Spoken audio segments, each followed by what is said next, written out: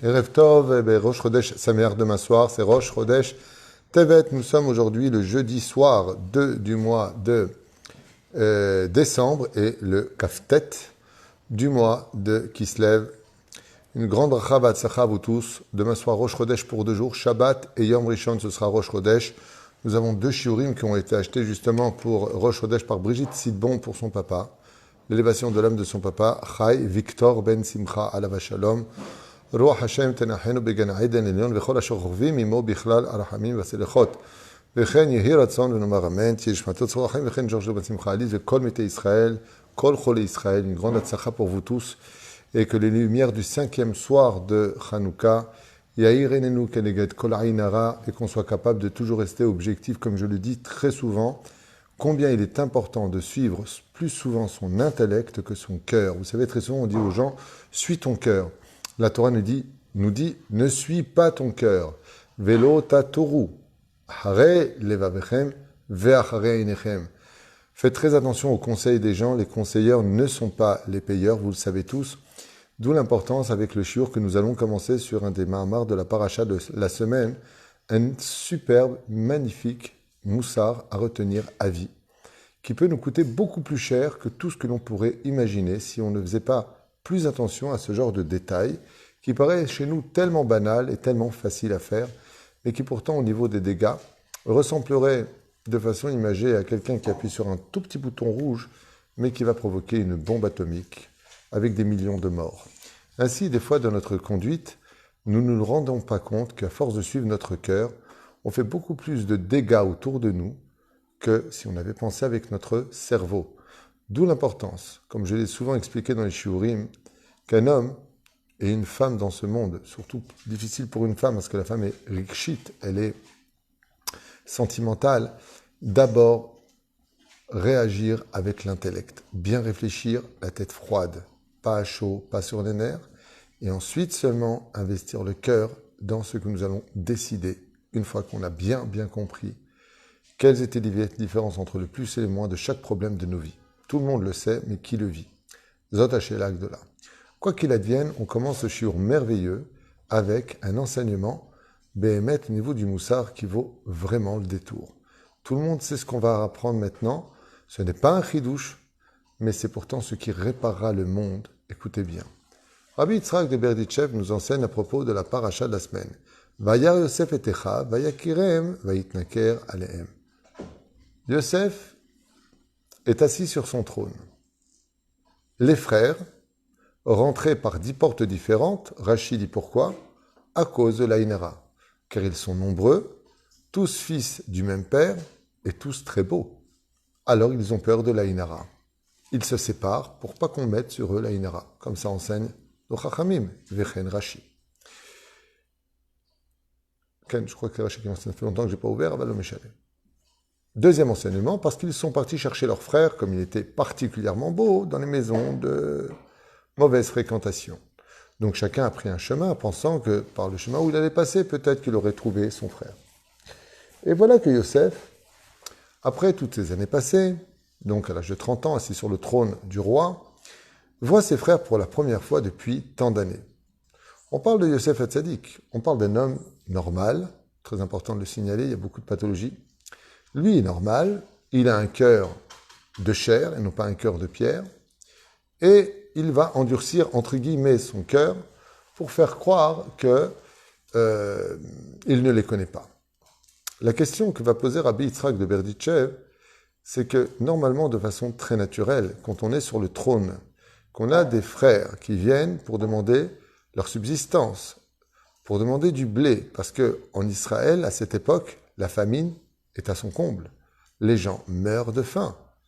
La première réaction d'un frère, c'est de dire « Oh, Reuven, Shimon, Lévi, Sachar, Zvouloun, Makouré, mes frères !» Yosef Hatzadik, il fait style « je ne les connais pas ». Il est resté à sa place de glace. Alors bien sûr, les commentateurs nous disent que l'ange Gabriel est venu le laisser à sa place, le renforcer. Et puis il y en a qui disent que oui, mais il a voulu les mettre à l'épreuve sur le domaine de leur teshuva. Une teshuva n'est consignée dans le ciel que quand on repasse par la même situation et que l'on fait Teshuvah, si il n'avait pas mis l'histoire de Binyamin à l'épreuve pour voir si les frères allaient se tuer pour le sauver, lui qui était son petit frère, Binyamin était le petit frère de Yosef Hatzadik, eh bien, Yosef voulait, au niveau du drache, voir si ses frères allaient tout faire pour sauver Binyamin, alors qu'ils n'ont rien fait pour le sauver lui-même. Pire encore, c'est eux qui lui ont fait du mal. Toutes ces explications sont très belles, mais il y a un moussard qui couvre tout. Regardez ce que nous apprend Rabbi Yitzhak de Berditchev sur ce passage extraordinaire que je vous conseille de partager au maximum, parce que toute la journée, nous confrontons exactement cet enseignement et on passe au travers. On passe tellement facilement au travers qu'on ne se rend pas compte des dégâts qu'on peut occasionner, des pertes qu'on peut s'octroyer, et pire encore, du Gehinam qu'on s'est ouvert devant nous, ou dans ce monde ou dans l'autre. Regardez. Omer Rabbi Yitzhak mi Berditchev, à propos de cette réflexion.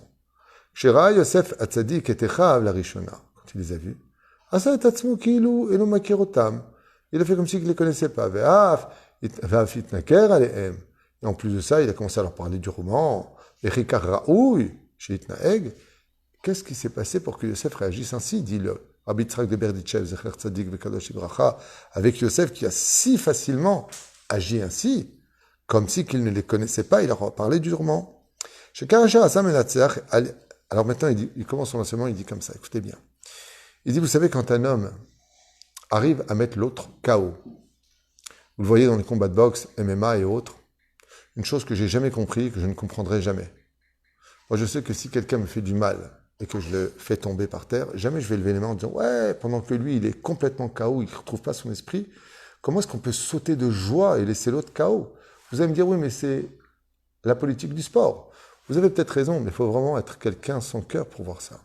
Et on a vu combien d'éloges ont été faits à tous ces combattants qui, quand ils ont mis l'autre KO, ils ont fait ce qu'il fallait faire pour montrer qu'ils avaient de la compassion et qu'ils étaient désolés qu'il ait perdu.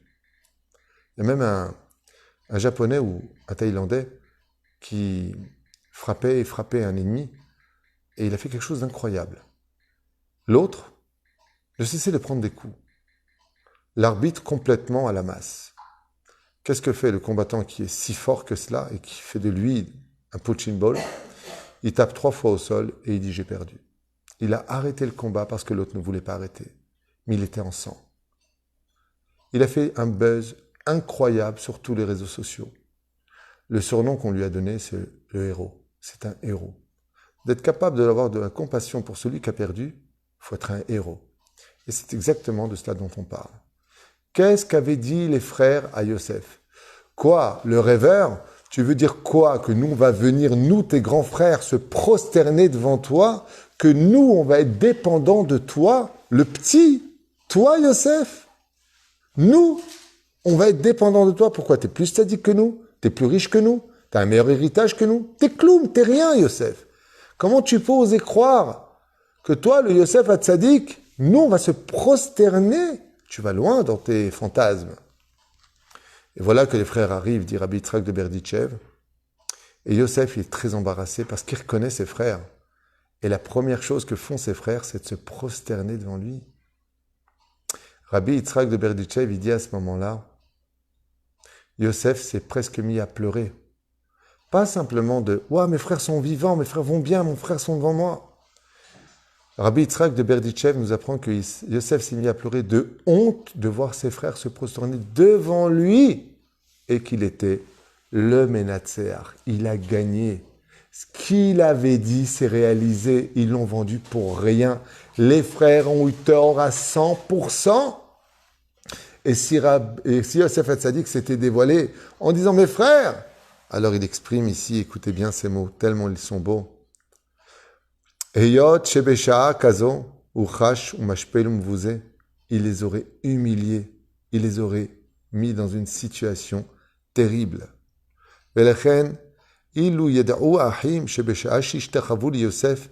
Si les frères avaient réalisé qu'au moment où ils se prosternaient devant Yosef, que c'était vraiment Yosef, que c'est l'homme dont ils se sont tous moqués, ou bazoto, qu'ils l'ont basé, qu'ils l'ont vendu.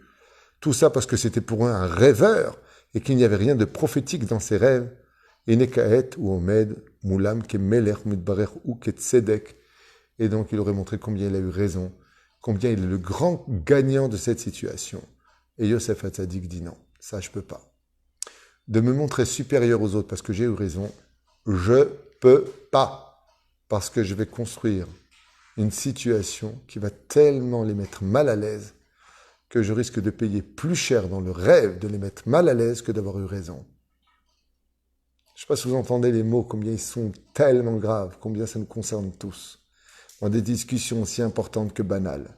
Combien on aime avoir raison, combien on veut prouver à l'autre qu'on a raison, combien on veut montrer à l'autre qu'il ne sait rien, que nous on sait tout, qu'il n'est rien, qu'on est tout, qu'on a des moyens qu'il n'en a pas. Yosef Hatzadik se tait et il ne se dévoile pas. Petit à petit, il va engendrer la conversation.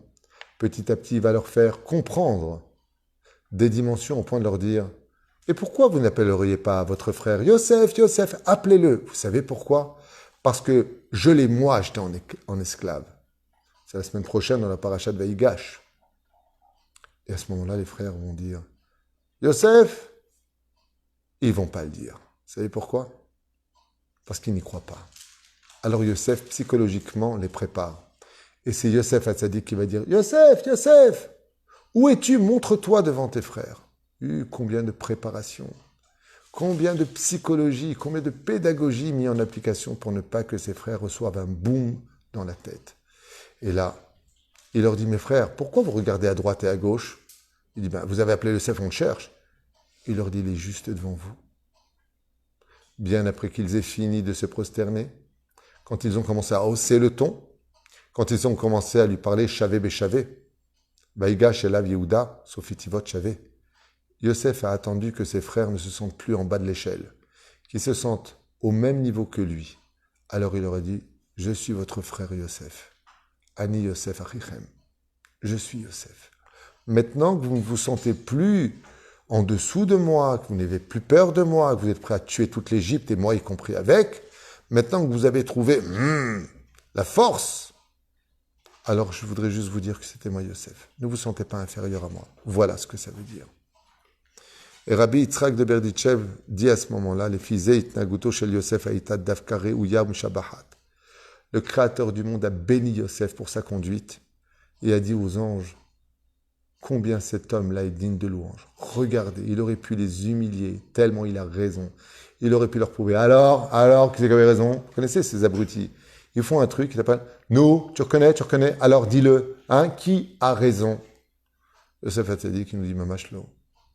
Il n'y a pas de victoire si l'autre est déçu. Il n'y a pas de victoire si l'autre ne t'a pas en estime parce que tu as gagné. » C'est comme dans les combats de boxe. S'il y a un moment que je trouve merveilleux, c'est quand l'arbitre lève les mains du champion du monde et que celui qui a perdu, il lève la main du champion du monde lui-même. Ça, c'est une vraie victoire. Mais quand on lève les mains de l'autre et que l'autre il regarde en bas, la tête déçue, dans la Torah, c'est un échec. Ça veut dire que tu as gagné par des points, c'est discutable, tu as gagné parce que tu l'as peut-être mis KO, tu as eu de la chance. Parce qu'en face, il n'a pas accepté ta victoire. Yosef a compris une chose dans la vie, plus on fait attention à l'autre et plus la victoire est grande. Plus on fait attention de ne pas vexer les gens et plus la victoire est grandiose. Comme ça nous apprend Rabbi Yitzhak de Berditchev. Et il finit comme ça en disant Kama tsarich kol adam lachshov al zulato uleitametz kechol yecholto. לא לגרום לאחרים צער או עוגמת נפש, בין בעקיפין, בין במישרין. Combien chacun de nous devons être sur nos gardes, que quoi que l'on fasse dans la vie, que l'on ait raison, à plus forte raison si on a tort, de ne jamais mettre son prochain dans une situation en porte-à-faux, dans une situation de ogmat nefesh, c'est-à-dire qu'il est mal à cause de toi, même si tu avais raison. Fais attention. Trouve le bon moment, trouve les mots, et sache le relever au lieu de les détruire. À tout de suite pour le prochain shiur. Shaya Bezrat Hashem Shiur Hazeh Mukdash Leilun Nishmat Hashem Atov Chai Victor Ben Simcha Alav Shalom Kol Tuv. Et à tout de suite.